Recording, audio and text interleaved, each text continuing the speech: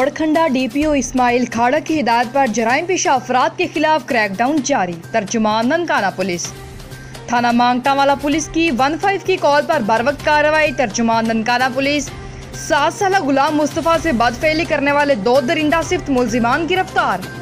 मुलजिमान हारून और अली के खिलाफ मोहम्मद अशरफ की मुद्दयत में मुकदमा दर्ज। मोहम्मद अशरफ ने 15 पर बच्चे से ज्यादती के मुतालिक कॉल की थी। तर्जुमान ननकाना पुलिस। मोहम्मद अशरफ शाहीन बाजार कस्बा मोड़खंडा का रिहायशी है। जराइम पेशा नासिर की बेखुनी के लिए दिन रात मसरूफ़ अमल है डीपीओ ननकाना। अहलियाने ज़िला ननकाना नौजवान नस्ल की रोशन मुस्तकबिल के फ़रोग में अपना किरदार अदा करें। डीपीओ इस्माइल खाड़क। रिपोर्ट मेहर अब्दुल गफूर, मोड़खंडा, ननकाना साहिब।